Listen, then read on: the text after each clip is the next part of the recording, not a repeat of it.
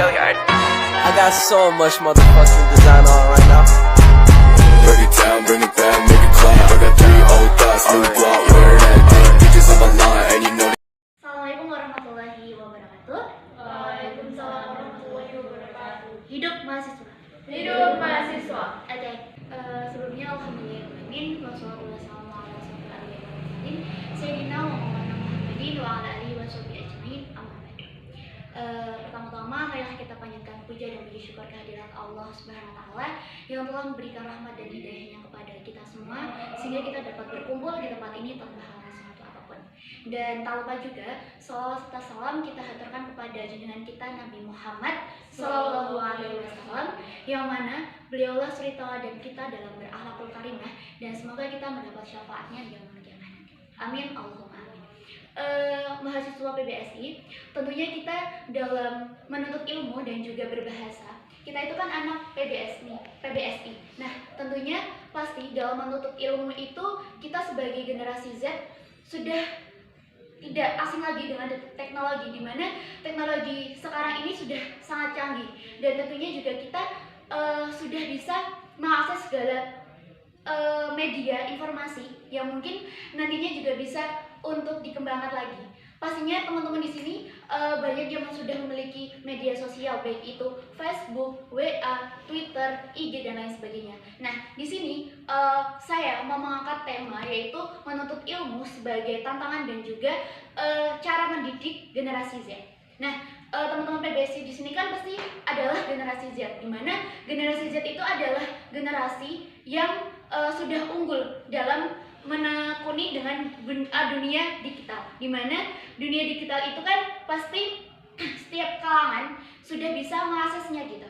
Nah, di mana dunia digital itu juga memiliki dampak yang buruk juga, karena dari dunia digital kita bisa mengakses luas gitu, di mana ada seperti tindakan asusila dan lain sebagainya. Oke, terkait menuntut ilmu, pastinya dari kita itu kan sudah dibekali di mana banyak mata kuliah PBSI yang mungkin sudah bisa memberikan feedback baik untuk kita ke depannya. Nah, jadi menuntut ilmu itu tidak hanya kita berkuliah saja, namun juga di lingkungan kita juga kita bisa menuntut ilmu kita.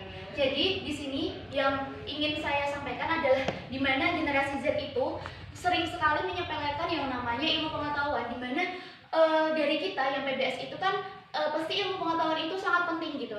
Apalagi kalau kita sebagai calon guru. Nah, calon guru itu pastinya sudah memiliki wawasan yang luas dan juga tentunya calon guru itu pastinya sudah harus memiliki potensi yang lebih unggul gitu. Nah, kita sebagai mahasiswa harusnya sudah memiliki wawasan yang luas juga. Jadi, di sini yang lebih ditekankan lagi adalah generasi Z yang sering kali meremehkan yang namanya ilmu pengetahuan.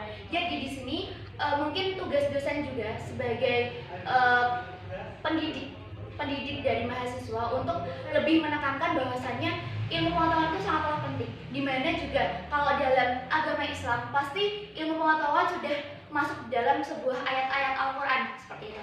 Kemudian generasi Z itu kan banyak sekali dari generasi-generasi yang mungkin dia sudah bisa mengembangkan bakatnya dan juga minatnya gitu. Sedangkan generasi Z yang saya maksud itu tidak melulu soal yang dia harus berprestasi dan lain sebagainya, karena generasi Z itu walaupun dia tidak memiliki prestasi di akademik, tapi dia juga bisa berprestasi di misal bidang olahraga dan lain sebagainya seperti itu.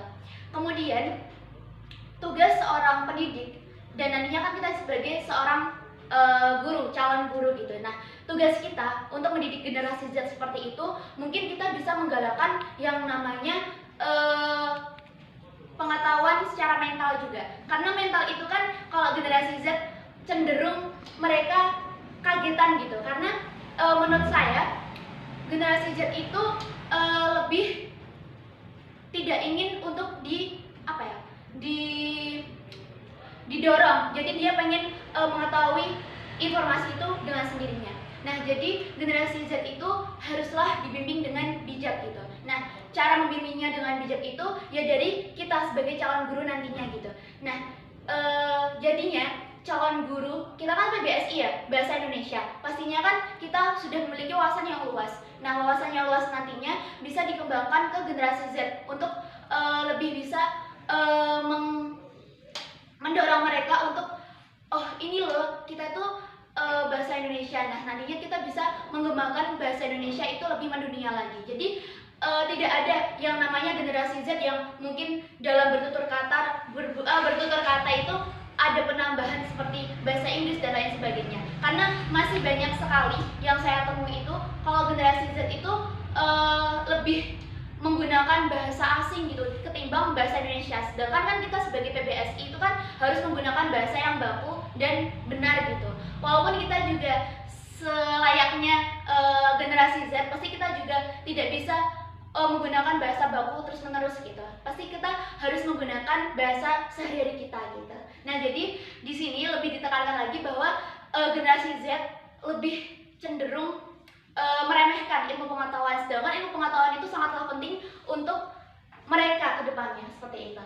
Oke, terkait menuntut ilmu ya. Jadi kita sebagai anak PBSI, apalagi kita mahasiswa, pastinya kita juga berkeinginan untuk mendapatkan murid yang mungkin mereka nurut apa kata kita dan juga mereka patuh terhadap segala peraturan yang ada di sekolah. Sedangkan setiap sifat generasi Z itu kan berbeda-beda. Jadi mungkin dari kita sendiri juga harus memiliki kesadaran bahwa generasi Z itu adalah generasi yang emas, bisa dikatakan emas karena mereka sudah bisa menguasai teknologi dari mulai dia waktu SMP sampai dia masuk ke perguruan tinggi, seperti itu. Mungkin cukup dari saya. Apabila ada salah dan kurang saya mohon maaf. Terima kasih untuk rekan-rekan PBSI sudah bisa mendengarkan saya dalam berkata, dan mungkin ini terakhir. Bila ada salah dan kurang saya mohon maaf. Wabillahi taufiq wal hidayah. Wassalamualaikum warahmatullahi wabarakatuh. Waalaikumsalam warahmatullahi wabarakatuh. Bring it down.